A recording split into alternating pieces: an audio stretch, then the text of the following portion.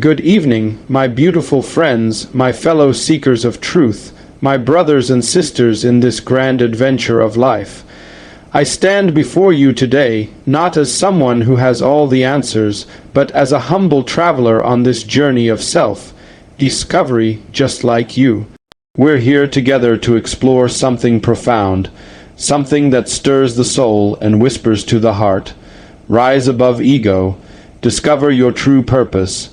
These words aren't just a catchy phrase, they're an invitation. An invitation to step beyond the noise of the world, beyond the chatter of the mind, and into the quiet, sacred space where your true self resides. I know what you're thinking. Life in these United States in 2025 is a whirlwind. We're bombarded with distractions, endless notifications, political noise, economic pressures, and the constant tug of social media telling us who we should be, what we should want, and how we should measure up. It's easy to feel lost in the chaos, isn't it? To feel like you're running on a treadmill, chasing something you can't quite name. But let me ask you this. What if the real chase isn't out there? What if the treasure you're seeking, the purpose, the meaning, the joy, is already within you, waiting to be uncovered? That's what we're here to talk about today. We're going to dive deep into what it means to rise above the ego, that part of us that clings to fear, comparison, and separation, and step into the truth of who you are. This isn't about becoming someone new. It's about remembering who you've always been. It's about aligning with the divine spark inside you, that infinite source of love, creativity, and purpose that's been there all along. So, let's take this journey together with open hearts and open minds and see where it leads us. Part 1. Understanding the ego. Our greatest teacher. Let's start with the ego. Oh, the ego. It's gotten a bad rap, hasn't it? We hear it all the time. Get rid of your ego. The ego is the enemy. But I want to offer you a different perspective, one that I've come to through years of reflection and study. The ego isn't your enemy. It's your teacher. It's a part of the human experience, and it's here to help you grow. So, what is the ego? Simply put, it's the part of you that identifies with the physical world. It's the voice in your head that says, I'm not enough, or I need to be better than them, or if I just had that car, that house, that job, then I'd be happy.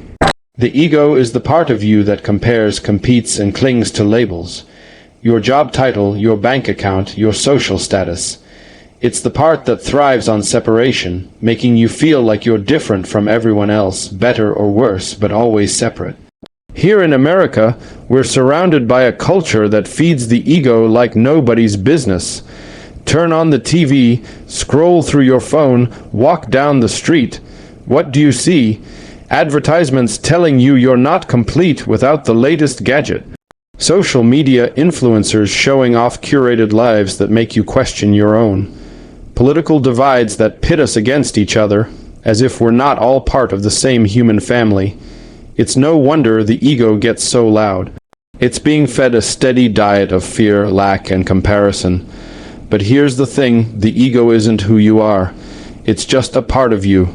A temporary costume you wear in this physical world. Your true self, your higher self, is something far greater. It's the part of you that's connected to everyone and everything. It's the part that knows you are enough, exactly as you are. It's the part that feels the stirrings of love, compassion, and creativity, even in the midst of life's challenges. The ego's job is to keep you safe, to protect you in a world that can feel unpredictable. But in its efforts to protect you, it often holds you back. It whispers, don't take that risk, you might fail. Or, don't trust that person, they might hurt you. It keeps you small, stuck in a cycle of fear and limitation. And here's the kicker, the more you listen to the ego, the further you drift from your true purpose. So, how do we rise above it? Not by fighting it or hating it, but by understanding it, by recognizing when it's speaking and choosing to listen to a higher voice instead. Think of the ego like a child who's scared of the dark. You don't yell at the child or tell them they're wrong for being afraid. You hold their hand, you shine a light, and you gently guide them forward. That's what we're going to do with the ego today. Shine a light on it, understand it, and then move beyond it to discover the truth of who we are. Part 2. The illusion of separation. One of the ego's greatest tricks is convincing us that we're separate. Separate from each other, separate from nature, separate from the divine. This illusion of separation is at the root of so much pain in our world. Whether it's the divisions we see in our communities, the conflicts on the global stage, or the quiet loneliness that so many of us feel inside. Let me share a story with you. A few years ago, I was speaking at a conference in California, and a young man came up to me afterward. He was in his late 20s, sharply dressed, with a successful career in tech. By all accounts, he had made it. But his eyes told a different story. He said, "Wayne, I have everything I thought I wanted. A great job, a nice apartment, a fancy car, but I feel so empty. I feel like I'm living someone else's life. What's wrong with me?" What he was describing is what I call the ego's trap. He had spent his life chasing the things the ego told him would make him happy. Status, money, approval. But the more he achieved, the more he felt disconnected from himself. Why? Because the ego's goals are rooted in separation. They're about standing out, being better, having more, and no matter how much you have, it's never enough because the ego always wants more. The truth is, we're not separate. You and I, we're connected to each other, to the earth, to the stars, to the infinite source of all creation. This isn't just a spiritual platitude, it's a scientific fact. Quantum physics tells us that everything in the universe is made of the same energy, vibrating at different frequencies. The chair you're sitting on, the air you're breathing, the person next to you. It's all part of the same divine tapestry. And you, my friend, are a thread in that tapestry, woven into the fabric of existence with love and intention. When we live from the ego, we forget this. We start to believe we're alone, that we have to fight for our place in the world, that there's not enough to go around. But when we rise above the ego, we start to see the truth. There's enough love, enough abundance, enough purpose for everyone. Your success doesn't take away from mine, and mine doesn't take away from yours. We're all in this together. Part 3. Discovering your true purpose. So, what is your true purpose? That's the $1,000,000 question, isn't it? I can't tell you exactly what your purpose is. No one can, but I can tell you this. Your purpose isn't something you find out there. It's not a job, a role, or a title. It's not something you achieve or earn. Your purpose is who you are. It's the unique expression of love, creativity, and service that only you can bring to the world. Think about it like this. Every one of us is born with a spark of the divine inside us. That spark is your essence, your soul, your true self. And your purpose is to let that spark shine in everything you do. It's not about doing something grand or spectacular, though it might be.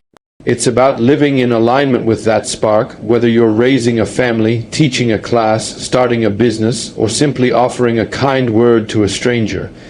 Here in the United States, we're often taught to measure our worth by what we do, our career, our accomplishments, our status. But purpose isn't about what you do. It's about how you show up in the world. It's about the love you share, the kindness you extend, the creativity you express. It's about living from a place of authenticity and connection, rather than fear and separation. Let me give you an example.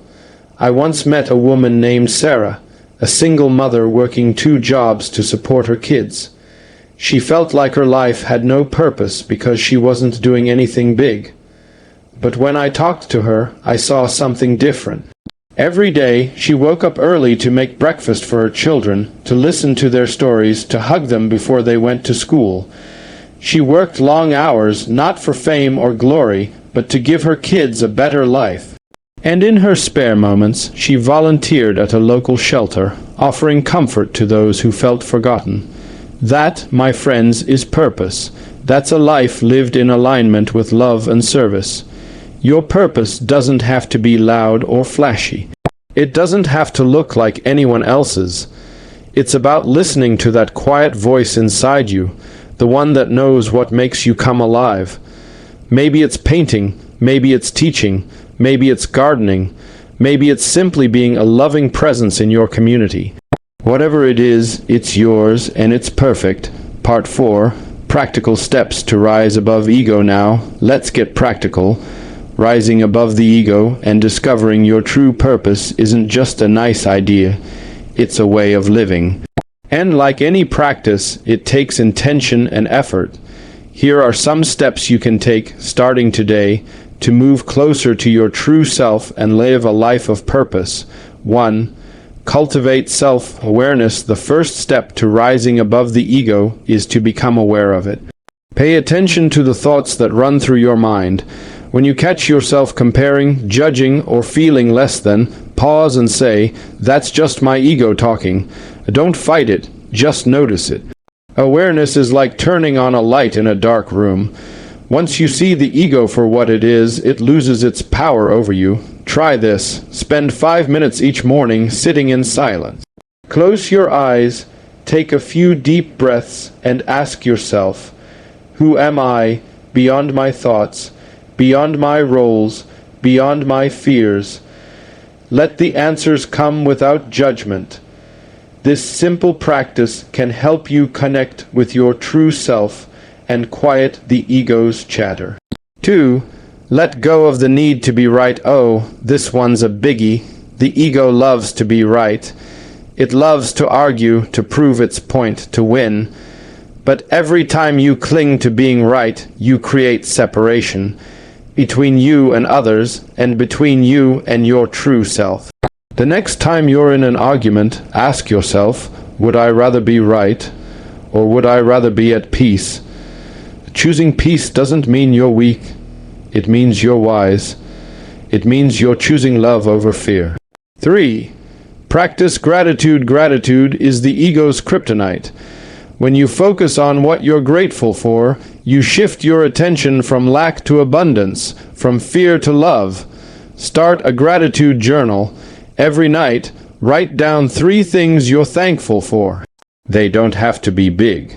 Maybe it's the warmth of your coffee, the smile of a friend, the fact that you're alive and breathing. Gratitude rewires your mind to see the beauty in life, and it opens your heart to your true purpose. 4. Serve others. One of the fastest ways to rise above the ego is to get out of your own head and help someone else. Service is the language of the soul. It doesn't have to be grand. Hold the door for a stranger. Call a friend who's struggling. Volunteer in your community. When you give without expecting anything in return, you align with the flow of love that's always present within you, and in that flow you'll find clues to your purpose. 5. Trust your inner guidance. You have an inner GPS, a divine compass that's always pointing you toward your purpose. It's that quiet voice, that gut feeling, that sense of this feels right. The ego will try to drown it out with doubt and fear, but the more you listen to it, the stronger it gets. Start small, follow a hunch, take a step towards something that excites you, even if it doesn't make sense. Trust that the universe is conspiring in your favor, guiding you toward your highest good. 6. Embrace the present moment. The ego loves to live in the past or the future, regretting what was, worrying about what might be. But your true purpose exists only in the now. This moment, right here, is where your power lies. Practice being fully present. When you're eating, taste your food. When you're with someone, really listen. When you're working, give it your all. The more you show up for the present moment, the more you'll feel connected to your true self. Part 5, the power of surrender. Now, let's talk about surrender. This is a word that makes the ego squirm because it sounds like giving up. But surrender isn't about weakness. It's about strength. It's about letting go of the ego's need to control everything and trusting that there's a greater intelligence at work in your life. Surrender means saying, I don't have all the answers, but I trust that I'm being guided. It means letting go of the need to force things to happen and allowing life to unfold. It means believing that everything, every challenge, every joy, every moment, is happening for you, not to you. I'll never forget a moment in my own life when I learned the power of surrender. I was in my 40s, at the height of my career, when I hit a wall. I was exhausted, burned out, and feeling like I was chasing something I couldn't quite grasp. One night I sat down and said a simple prayer, I surrender. I don't know what's next, but I trust you to show me. In that moment, I felt a weight lift off my shoulders. And over the next few months, opportunities came to me that I could never have planned. Books to write, people to meet, paths to follow. That's when I realized, when you surrender to the flow of life, you open the door to miracle. Surrender doesn't mean you stop taking action. It means you act from a place of trust, not fear. It means you listen to your inner guidance and take inspired steps, knowing that you're supported by something greater than yourself. Part 6. Living your purpose in a divided world. Let's talk about what it means to live your purpose in today's world. Here in the United States, we're facing some challenging times. Division, polarization, and fear seem to be everywhere. It's easy to get caught up in the drama, to take sides, to let the ego run the show. But your purpose, your true purpose, is bigger than all of that. Living your purpose means being a light in the darkness. It means showing up with love, even when others are shouting with anger. It means listening, even when you disagree. It means choosing connection over division, compassion over judgment, hope over despair. You don't have to change the world single-handedly. You just have to change your corner of it. Be the kind neighbor, the supportive friend, the creative soul who inspires others. That's how transformation happens, one heart at a time. And let me tell you something, when you live from your true purpose, you become a magnet for miracles. People are drawn to your light, opportunities show up, synchronicities abound. Why? Because you're in alignment with the universe, with the source of all creation. You're no longer swimming against the current. You're flowing with it. Part 7. A vision for your future. As we come to the end of our time together, I want to leave you with a vision. Close your eyes for a moment, if you feel comfortable, and imagine this. A life where you wake up every morning feeling connected to your true self. A life where you move through the world with purpose, knowing that every step you take is guided by love. A life where the ego's voice is just a whisper, easily drowned out by the song of your soul. In this life, you're not chasing approval or validation. You're not measuring your worth by what you have or what others think of you.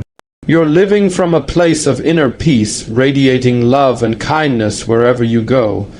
You're creating, serving, and growing in ways that feel authentic to you.